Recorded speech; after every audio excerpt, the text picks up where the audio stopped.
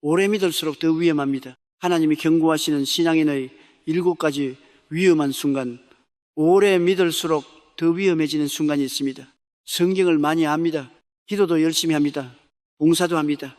헌신도 합니다. 주변 사람들이 믿음이 좋다고 합니다. 그런데 하나님이 가장 경고하시는 순간이 바로 그때입니다. 죄를 짓는 사람은 자신이 잘못하고 있다는 것을 압니다. 그런데 교만한 사람은 자신이 교만한 줄 모릅니다. 그래서 더 무섭습니다. 오늘 7가지를 확인하십시오. 하나라도 해당된다면 오늘 이 말씀이 당신을 향한 경고입니다. 어느 날 갑자기 교만해지는 것이 아닙니다. 오랫동안 열심히 믿어온 그 시간 속에서 아무도 모르게, 나 자신도 모르게 조용히 자랍니다. 성경은 이렇게 말씀합니다. 교만은 패망의 선봉이요 거만한 마음은 넘어짐의 앞잡이니라. 패망이 오기 전에 교만이 먼저 온다고 하십니다. 지금부터 하나씩 확인하십시오. 첫 번째, 성경 지식이 많아질 때입니다. 수십 년을 교회에 다녔습니다. 새벽기도 빠진 날이 손에 꼽힙니다. 성경도 여러 번 통독했습니다. 설교도 수없이 들었습니다.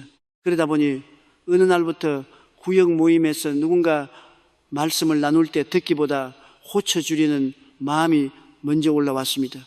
저 사람은 아직 이것도 모르는구나 하는 생각이 자연스럽게 들었습니다. 새신자가 엉뚱한 질문을 하면 답답함이 올라왔습니다. 자녀가 신앙 이야기를 꺼낼 때도 공감보다 가르치는 말이 먼저 나왔습니다.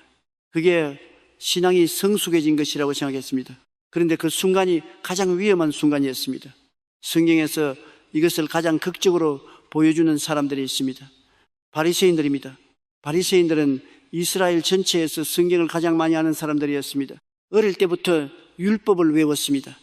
모세 오경을 통으로 암송한 사람들이었습니다. 안식일에 몇 걸음을 걸어야 하는지, 어떤 음식을 먹어야 하는지, 어떤 방식으로 기도해야 하는지까지 세밀하게 연구하고 가르쳤습니다. 일반 백성들이 감히 따라갈 수 없을 만큼 방대한 성경 지식을 가지고 있었습니다. 그들은 스스로 하나님 앞에 가장 가까운 사람들이라고 확신했습니다. 그런데 예수님이 오셨을 때 어떻게 됐습니까? 성경을 가장 많이 알던 그들이 성경이 수백 년 동안 예언한 메시아를 알아보지 못했습니다. 오히려 메시아를 없애려 했습니다. 예수님이 공생애 동안 가장 많이 책망하신 사람들이 바로 그 바리새인들이었습니다. 예수님이 이렇게 말씀하셨습니다. 화 있을 진저 외식하는 서기관들과 바리새인들이여, 너희는 천국 문을 사람들 앞에서 닫고 너희도 들어가지 않고 들어가려 하는 자도 들어가지 못하게 하는도다. 천국 문을 닫는다고 하셨습니다. 성경을 가장 많이 알던 사람들이 하나님과 가장 멀어진 사람들이 됐습니다. 지식이 겸손이 되지 못하고 교만이 됐기 때문입니다. 성경은 이렇게 말씀합니다. 지식은 교만하게 하며 사랑은 덕을 세우나니, 지식이 쌓일수록 더 낮아져야 합니다. 더 섬겨야 합니다. 지식은 판단하는 도구가 아니라 섬기는 도구가 되어야 합니다. 그런데 성경 지식이 많아지는 것보다 더 조용히 찾아오는 위험이 있습니다. 두 번째입니다. 내 기도 방식이 옳다고 확신할 때입니다. 수십 년을 새벽 기도에 나갔습니다. 비가 오나 눈이 오나 빠지지 않았습니다. 금식 기도도 해봤습니다. 그 기도 속에서 하나님의 응답을 실제로 경험했습니다. 눈물로 부르짖었던 밤도 있었고 하나님이 역사하시는 것을 몸으로 느낀 순간들도 있었습니다. 그 경험들이 쌓이면서 어느 순간 내 기도 방식에 대한 확신이 생겼습니다. 그런데 그 확신이 자라면서 다른 사람의 기도가 보이기 시작했습니다. 기도를 짧게 하는 사람을 보면 열심이 없어 보였습니다. 새벽 기도에 나오지 않는 사람을 보면 믿음이 약해 보였습니다. 조용히 기도하는 사람을 보면 간절함이 부족한 것 같았습니다. 내 기도 방식이 어느새 다른 사람의 기도를 재는 기준이 되어 있었습니다. 성경에서 이것을 가장 극적으로 보여주는 장면이 있습니다. 예수님이 직접 말씀하신 두 사람의 기도입니다. 성전에 두 사람이 기도하러 올라갔습니다. 한 사람은 바리새인이었습니다. 그는 성전 앞에 당당하게 섰습니다. 고개를 들고 기도했습니다. 하나님, 나는 다른 사람들처럼 토색하는 자가 아닙니다. 불의한 자가 아닙니다. 간음하는 자도 아닙니다. 이 세리와도 같지 않습니다. 나는 일에 2번씩 금식하고 모든 소득의 11조를 드립니다. 이 기도에는 하나님을 향한 간구가 없었습니다. 자신의 신앙 실직을 열거하는 자리였습니다. 하나님 앞에 나아간 것이 아니라 하나님을 앞에 두고 자신을 높이는 자리였습니다. 또 한 사람은 세리였습니다. 그는 성전 구석에 섰습니다. 눈을 들어 하늘을 쳐다보지도 못했습니다. 가슴을 치며 이렇게 말했습니다. 하나님이여 불쌍히 여기소서. 나는 죄인이로소이다. 그게 전부였습니다. 실적도 없었습니다. 자랑할 것도 없었습니다. 그냥 죄인이란 고백뿐이었습니다. 예수님이 어떻게 말씀하셨습니까? 내가 너희에게 이르노니 이에 저 바리새인이 아니고 이 사람이 의롭다 하심을 받고 그의 집으로 내려갔느니라. 무릇 자기를 높이는 자는 낮아지고 자기를 낮추는 자는 높아지리라. 긴 기도를 드린 사람이 아니었습니다. 실적을 나열한 사람이 아니었습니다. 가슴을 치며 낮아진 사람이었습니다. 오랜 기도 경험이 쌓일수록 형식이 생기고 자부심이 생깁니다. 그 자부심이 하나님 앞에 나가는 길을 막습니다. 기도는 실적이 아닙니다. 하나님 앞에 낮아지는 것입니다. 그런데 기도 경험이 쌓이는 것보다 더 천천히 더 자연스럽게 찾아오는 위험이 있습니다. 세 번째입니다. 강성해질 때입니다. 교회를 오랫동안 섬겼습니다. 직분도 생겼습니다. 사람들이 믿음이 좋다고 합니다. 내 말 한마디에 무게가 실립니다. 기도하면 하나님이 응답하신다는 확신도 있습니다. 그런데 어느 순간부터 회의 자리에서 다른 의견이 나와도 귀 기울이기보다 내 생각을 관찰하려는 마음이 먼저 들었습니다. 누군가 지적을 하면 받아들이기보다 방어하는 마음이 먼저 올라왔습니다. 오랫동안 믿어온 연륜이 있으니 내 판단이 틀리지 않을 것이라는 확신이 있었습니다. 그게 신앙의 연륜이라고 생각했습니다. 성경에서 이것을 가장 극적으로 보여주는 장면이 있습니다. 우시야 왕의 이야기입니다. 우시야는 16살의 왕이 되었습니다. 어린 나이에 왕위에 올랐지만 하나님 앞에서 겸손하게 시작했습니다. 하나님을 찾았습니다. 하나님이 그를 강하게 하셨습니다. 블레셋과의 전쟁에서 이겼습니다. 아라비아 사람들과의 전쟁에서도 이겼습니다. 그의 이름이 이방 나라까지 퍼졌습니다. 농사도 번성했습니다. 군대도 강해졌습니다. 나라 전체가 강해졌습니다. 성경은 그 이유를 이렇게 말씀합니다. 그가 하나님을 찾을 동안에는 하나님이 형통하게 하셨더라. 하나님을 찾을 동안에는 형통하게 하셨다고 했습니다. 그런데 그 다음에 성경이 무엇이라고 말합니까? 그가 강하여짐에 그의 마음이 교만하여 악을 행하여 그의 하나님 여호와께 범죄하되 곧 여호와의 성전에 들어가서 향단에 분향하려 한지라. 강해지자 마음이 교만해졌습니다. 제사장만이 할 수 있는 일을 왕인 자신이 직접 하려 했습니다. 제사장 아사랴가 막았었습니다. 용감한 제사장 8명이 함께 왕 앞에 섰습니다. 이것은 왕이 할 일이 아니라고 했습니다. 우시야가 어떻게 했습니까? 분향로를 손에 든 채화를 냈습니다. 바로 그 순간이었습니다. 우시야의 이마에 나병이 났습니다. 성전에서 쫓겨났습니다. 그토록 강성했던 왕이 죽는 날까지 나병 환자로 홀로 살았습니다. 처음 하나님을 찾을 때는 모든 것이 잘 되었습니다. 강해진 후에 하나님보다 자신을 앞세웠을 때 모든 것이 무너졌습니다. 강성해질 때가 가장 위험한 때입니다. 인정받을 때, 직분이 생길 때, 영향력이 커질 때가 하나님 앞에 가장 조심해야 할 때입니다. 그런데 강성해지는 것보다 더 순식간에 찾아오는 위험이 있습니다. 네 번째입니다. 나는 절대 그러지 않는다고 장담할 때입니다. 오랫동안 믿어온 사람이 신앙에서 크게 넘어졌다는 이야기를 들었습니다. 그 이야기를 들으면서 마음 한편에서 이런 생각이 올라왔습니다. 나는 저렇게 되지 않을 것 같습니다. 나는 오랫동안 믿어왔고 그 정도는 구분할 수 있습니다. 저런 상황이 와도 나는 흔들리지 않을 것 같습니다. 그 생각이 너무 자연스럽게 올라왔습니다. 아무런 경계심 없이 올라왔습니다. 그게 문제였습니다. 성경에서 이것을 가장 극적으로 보여주는 장면이 있습니다. 베드로의 이야기입니다. 베드로는 예수님의 수제자였습니다. 3년 동안 예수님 곁을 한 번도 떠난 적이 없었습니다. 갈릴리 바다에서 예수님이 물 위를 걸으실 때 베드로도 물 위를 걸었습니다. 변화산에서 예수님이 영광스럽게 변형되실 때 베드로가 그 자리에 있었습니다. 누구보다 예수님과 가까이 있었던 사람이었습니다. 그 베드로가 예수님이 잡히시던 날 밤 말했습니다. 베드로가 대답하여 이르되 다 주를 버릴지라도 나는 결코 버리지 않겠나이다. 결코 버리지 않겠다고 했습니다. 예수님이 오늘 밤 달기 울기 전에 3번 나를 부인할 것이라고 말씀하셨습니다. 베드로가 더 강하게 부인했습니다. 죽을지언정 부인하지 않겠다고 했습니다. 그날 밤 어떻게 됐습니까? 예수님이 잡히셨습니다. 베드로가 멀찍이 따라갔습니다. 대제사장의 집들 숯불 곁에 섰습니다. 한 여종이 베드로를 알아봤습니다. 당신도 갈릴리 사람 예수와 함께 있었다고 했습니다. 베드로가 부인했습니다. 또 물었습니다. 또 부인했습니다. 세 번째에는 저주하며 맹세하며 부인했습니다. 달기 울었습니다. 예수님이 돌이켜 베드로를 보셨습니다. 그 눈빛이 어떠했겠습니까?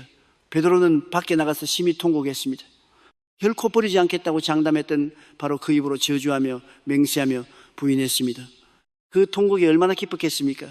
성경은 이렇게 말씀합니다. 그런즉 선줄로 생각하는 자는 넘어질까 조심하라. 선줄로 생각할 때 넘어집니다. 나는 절대 그러지 않는다는 확신이 경계심을 내려놓게 만들고 그 내려놓은 자리에서 넘어집니다.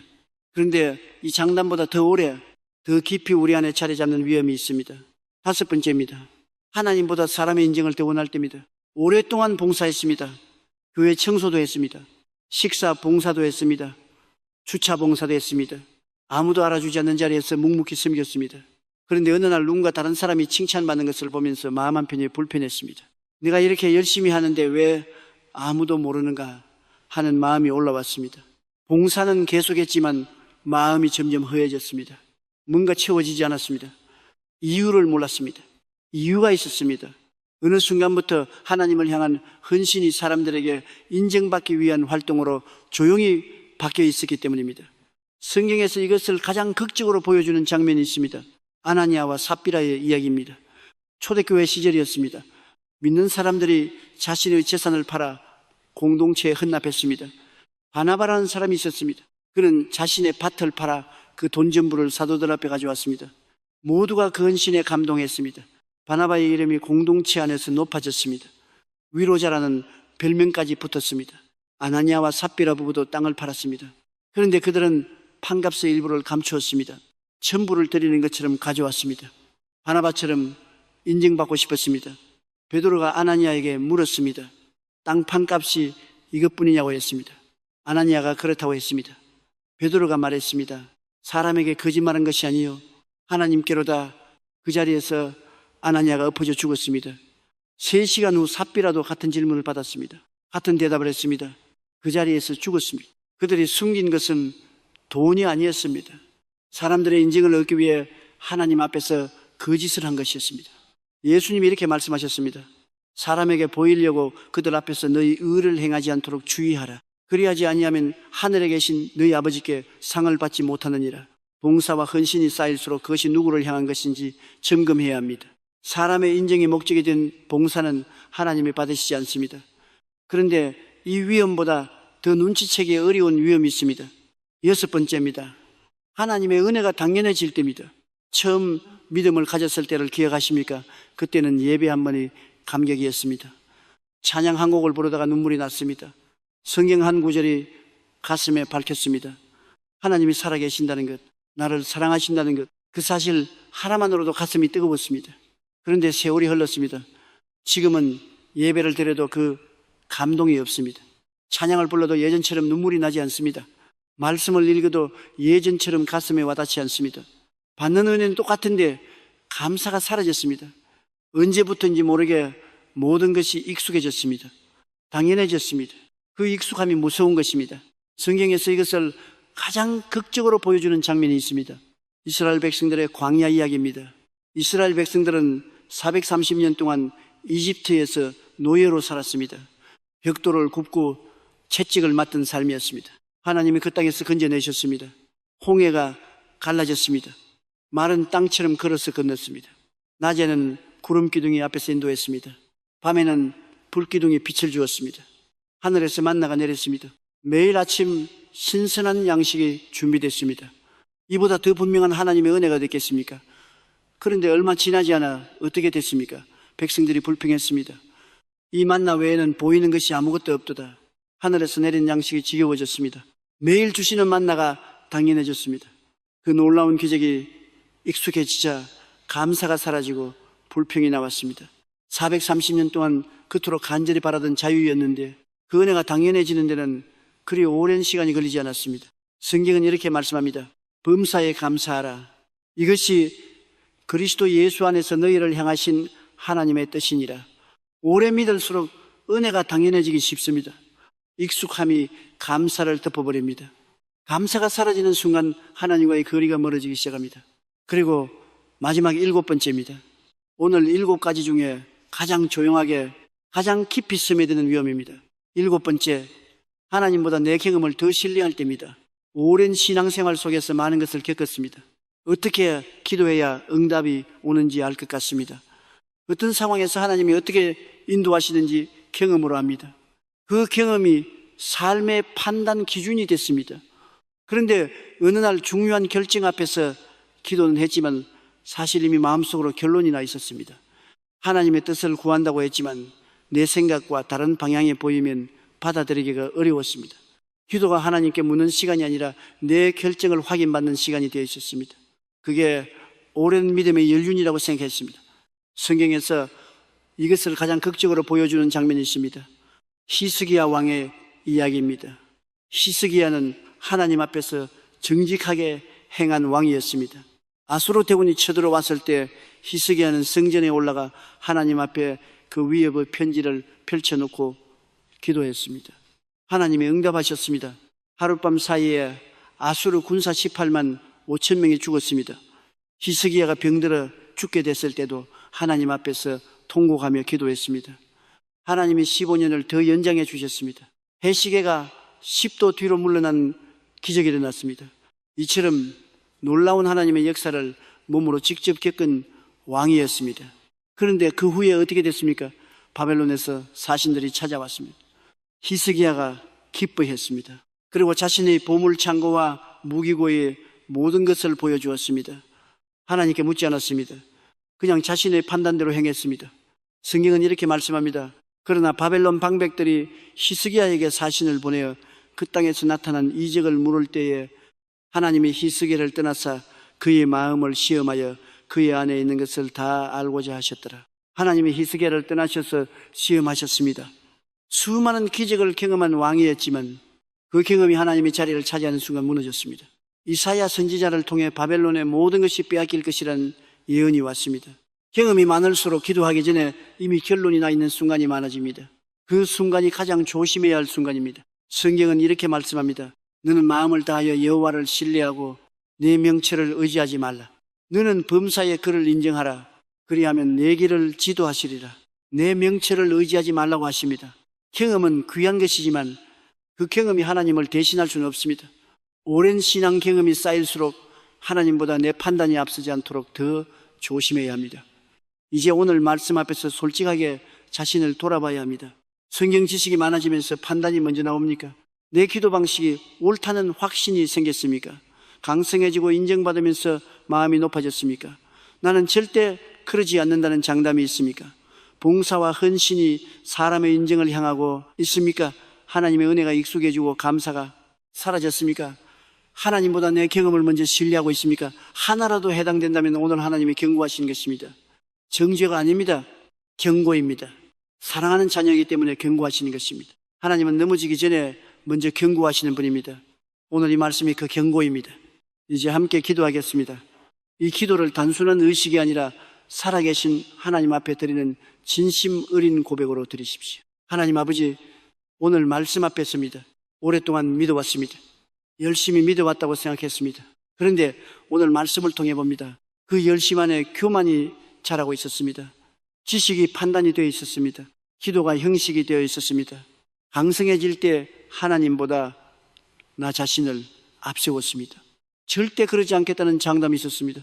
헌신이 사람의 인정을 향할 때가 있었습니다. 은혜가 당연해진 날들이 있었습니다. 경험이 하나님보다 앞선 때가 있었습니다. 오늘 이 모든 것을 하나님 앞에 내려놓겠습니다. 다시 처음으로 돌아가겠습니다. 처음 믿었을 때 그 낮아짐으로, 그 감사로, 그 간절함으로 돌아가겠습니다. 예수님의 이름으로 기도합니다. 아멘.